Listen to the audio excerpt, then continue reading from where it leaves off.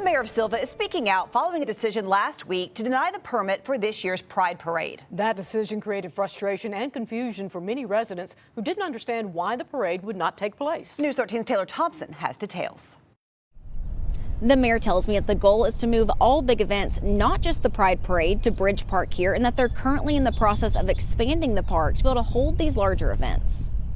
Mayor Johnny Phillips says that there were many applications that came in for parades. I think a total of 5, and staff has been steering those toward Bridge Park rather than having strict closures for safety matters. Phillips says the Pride event was the only event that wanted to come before the board, and the board decided in a 3-1 vote against closing down the street for them. Of course, everything boils down to money at some point. Currently, there are only 5 events that the board has permitted closing down Main Street for. Those include the Christmas Parade, Greening Up, Western Carolina University Homecoming, Treat Street, and the 4th of July.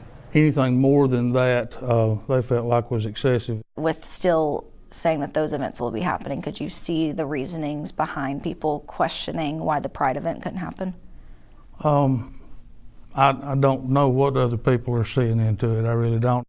What was presented to the board was purely about safety and street closures. Phillips says this will be the new norm for all events aside from those 5 moving forward.